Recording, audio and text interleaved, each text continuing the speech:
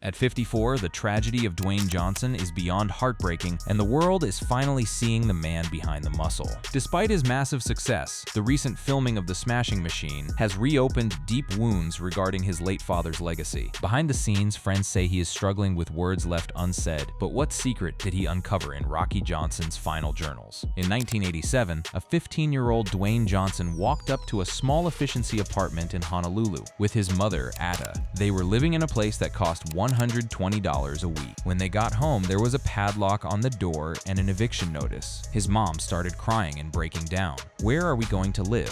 What are we going to do? That scene, a teenage boy standing beside his sobbing mother, staring at a padlock, became the image Dwayne Johnson would carry for the rest of his life. He later said that moment left an indelible mark that he stuffed deep down inside himself. Johnson's mother had already had her car repossessed a week before. As he put it, "You know you're getting beaten down when your rent is due by the week, and you can't even afford that." Eventually, they got kicked off the island. The family had nothing. No car, no home, no plan. By the time he was 13 years old, Dwayne Johnson had lived in 13 different states. His father, Rocky Johnson, was a professional wrestler, but not the kind who earned millions. Rocky was a pro wrestler at a time when it was the Wild West. No million-dollar contracts, just paycheck to paycheck, just trying to survive. That lifestyle meant the family was constantly on the move, constantly unstable, constantly one paycheck away from the street. Johnson moved frequently as a child, with homes in California, New Zealand, Connecticut, Pennsylvania, and Hawaii. He was always the new kid, and that made him a target. Wherever the family landed, young Dwayne had to start over. New school, new faces, no friends. His parents had what he described as an explosive and volcanic relationship. His dad struggled with addictions and focused on his career and himself, while his mom was at home raising him. She had to give up her own dreams. All she wanted was to be seen,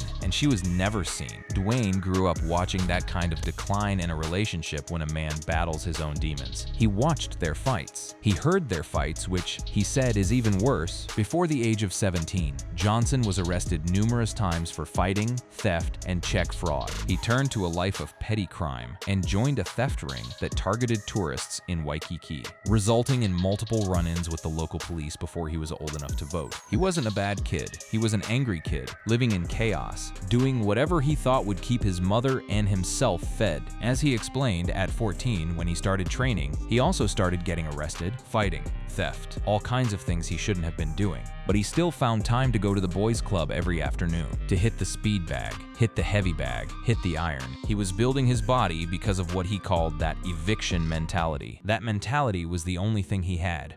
No inheritance, no safety net, just rage and fear channeled into his fists and into the weights. He was building armor for himself layer by layer, because the world had already shown him it wasn't going to protect him. As his mother pointed out years later, in 1987, they couldn't even afford Thanksgiving dinner, and they were praying someone would invite them over to eat. This was the reality of Dwayne Johnson's childhood, not a Hollywood rags to riches montage. A mother crying, a door padlocked, an empty fridge, a teenage boy shoplifting just to survive.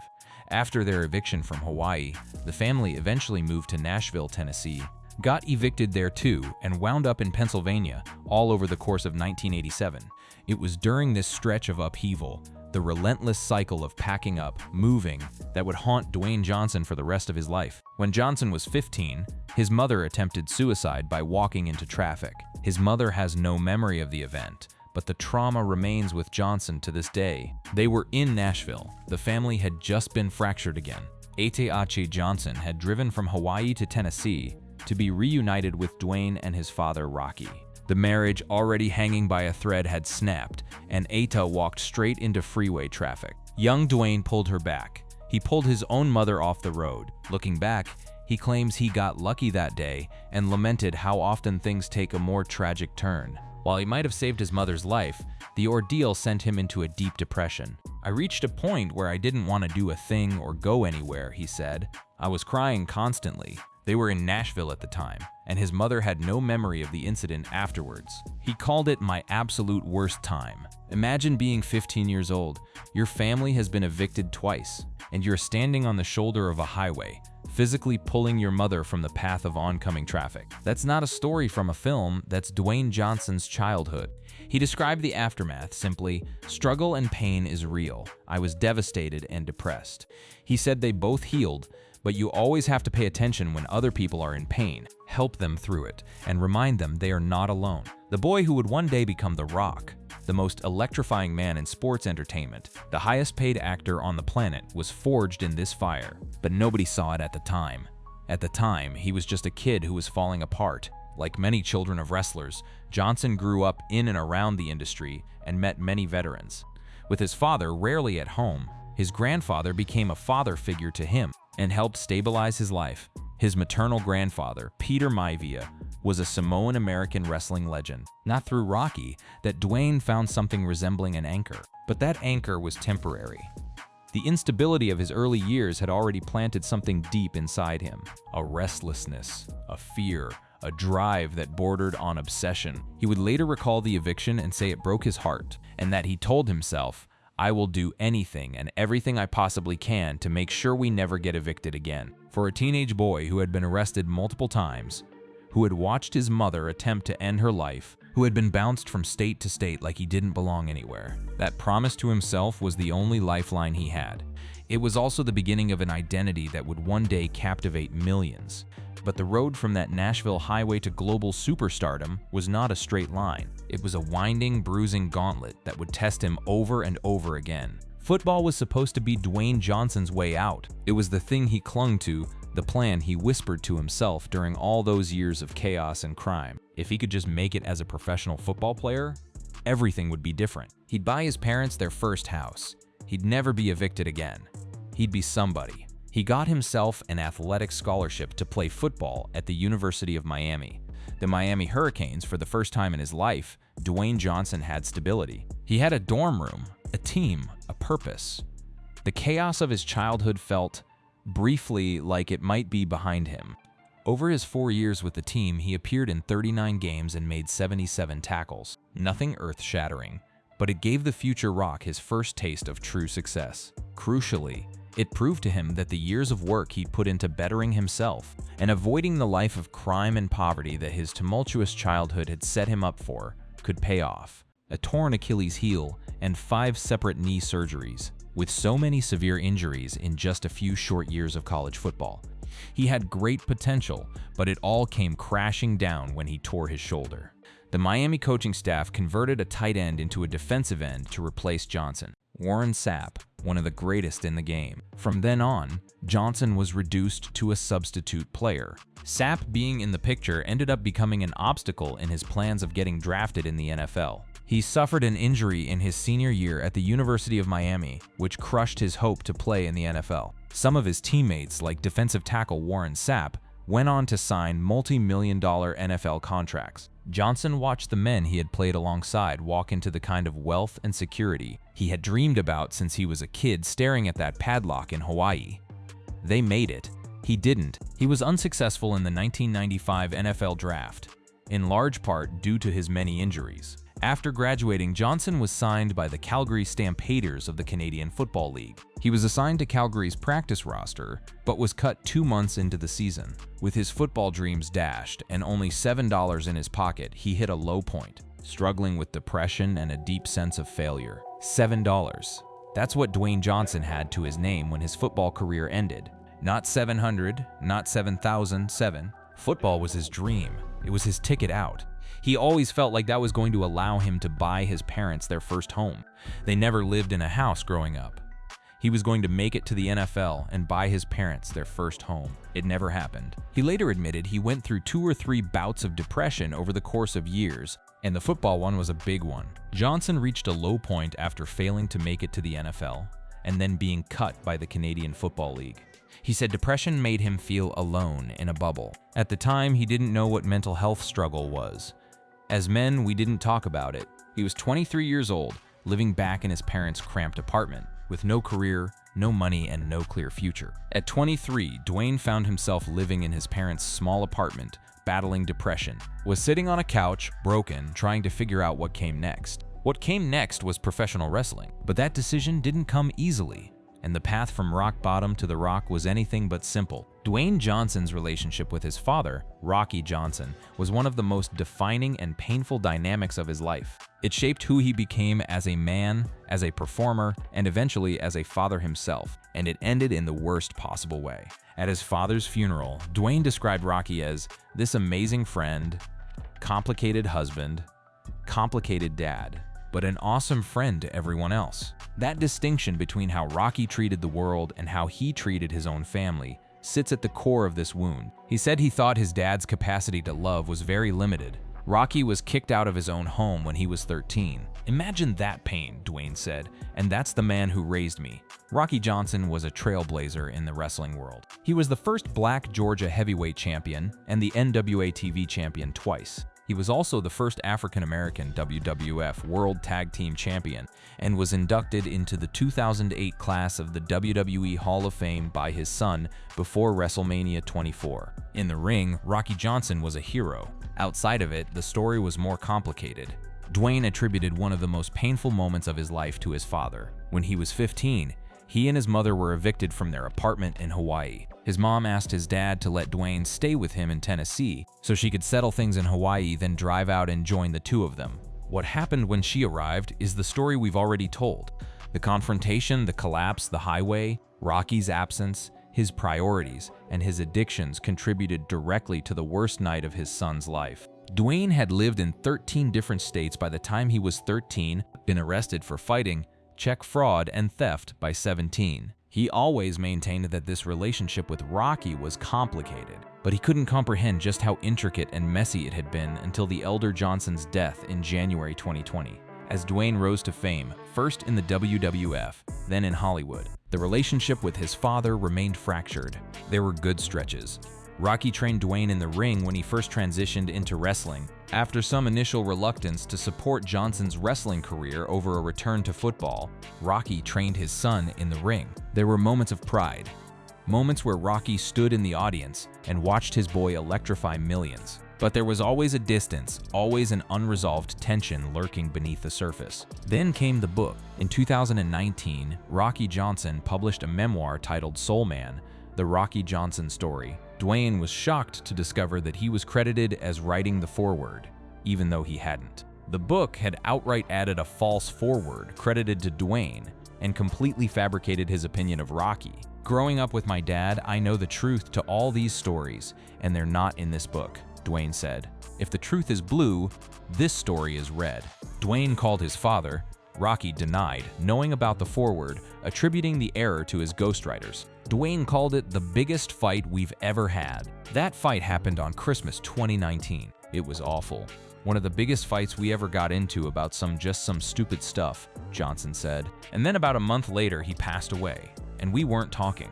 Rocky Johnson passed away at the age of 75 on January 15, 2020. Rocky had tried to call Dwayne days before he died. Dwayne didn't take the call. He was at his kid's game. He thought he'd call back.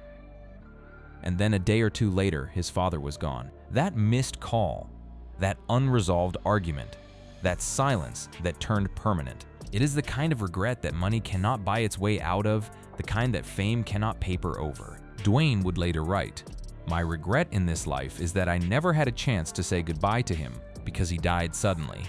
I regret not reconciling our complicated father-son shit before I lost him.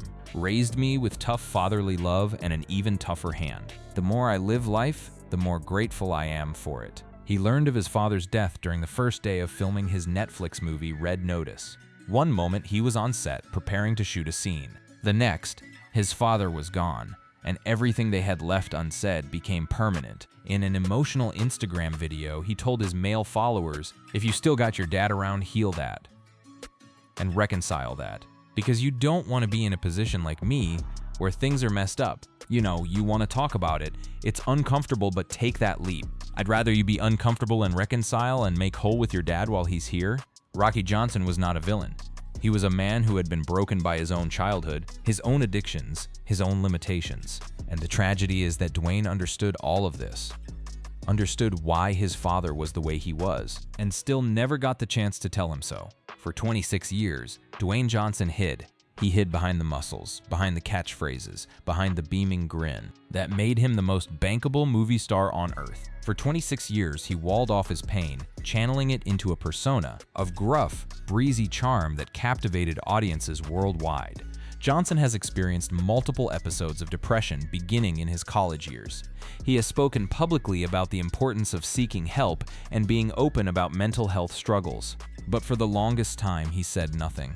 He just kept working. He struggled with his mental health following his 2007 split from ex-wife Dani Garcia. They broke up after 16 years of marriage. He described how you sign up for the long haul in a marriage, but it doesn't always work out. And then it rocks you like it rocked me. And we had a baby. And what kind of father was I going to be? He reflected, at that time I was really going through it.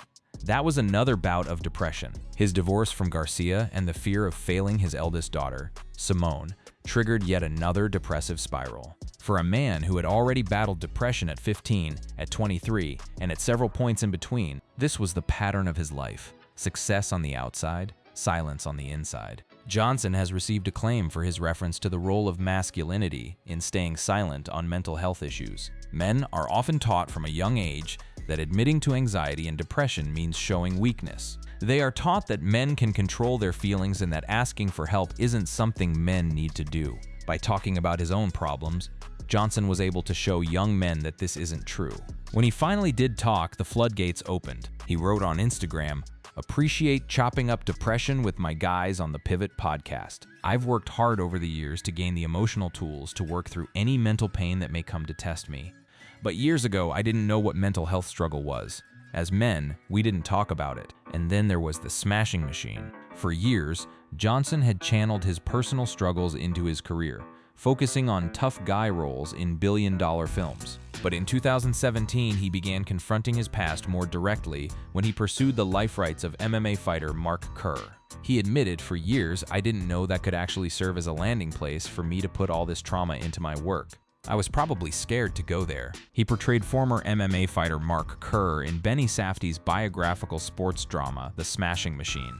Full facial prosthetics and a wig were used to transform his appearance. When asked about taking on a serious drama after years of big-budget films, Johnson expressed excitement about finally exploring personal struggles on screen that he had never before addressed. He described the process as both frightening and liberating. The film premiered at the 82nd Venice International Film Festival on September 1, 2025. It received a standing ovation and a Golden Lion Award nomination. The film garnered positive reviews, with Nicholas Barber of the BBC describing Johnson's portrayal as impressively vulnerable. Christopher Nolan praised Johnson's performance as heartbreaking, adding, "I don't think you'll see a better performance this year or most other years." For a moment, it seemed like the ultimate redemption arc. The man who had been dismissed as a popcorn action star, the wrestler who nobody thought could act, was suddenly in the Oscar conversation.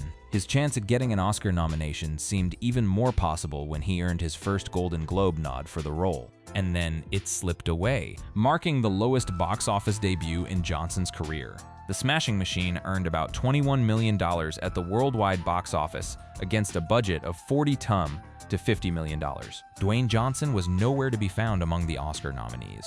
He tested his limits, but unfortunately, it wasn't enough to earn him a Best Actor nomination. The category was stacked, with Timothée Chalamet earning his second consecutive Best Actor nomination, alongside Leonardo DiCaprio, Michael B. Jordan, Ethan Hawke, and Wagner Moura. While he certainly had doubters about his ability to go from WWE star to bankable actor, the wrestling legend had become one of the biggest successes in film history. Yet, for all his successes at the box office, there is one thing that has evaded him in Hollywood: awards acceptance. He wrote on Instagram after the box office results came in, "In our storytelling world, you can't control box office results. But what I realized you can control is your performance and your commitment to completely disappear and go elsewhere." That response tells you everything about who Dwayne Johnson is at 54. A man who has been evicted, arrested, depressed, cut from football teams, divorced, estranged from his father, and snubbed by the Academy, and who still gets back up every single time. His films have grossed over $11.4 billion worldwide, making him one of the highest-grossing actors of all time. When asked about his wealth, he told Vanity Fair, "That was never the goal. The goal was just I didn't want to be broke, and I didn't want my family to be broke anymore." The tragedy of Dwayne Johnson isn't that bad things happen to him. Bad things happen to everyone. The tragedy is the distance between the man the world sees, the grinning, muscular, bulletproof movie star, and the man who actually exists underneath it all. A man who still hears his mother crying in front of that padlocked door. A man who still reaches for the phone to call his father and then remembers there's nobody on the other end. A man who poured every ounce of himself into a role that the world didn't show up for, and who got back on Instagram the next morning and thanked his fans. He once said that not making the NFL was the best thing that never happened, because it set him on a path and put a chip on his shoulder that never went away. That chip has never gone away. The pain has never gone away. And maybe that's the point. Maybe the tragedy of Dwayne Johnson is that none of it, the $800 million fortune, the global fame, the standing ovations, has ever been enough to fill the hole that was carved into him when he was a boy with nothing, standing outside a locked door in Hawaii, promising himself that one day things would be different. They are different now, but the scars remain.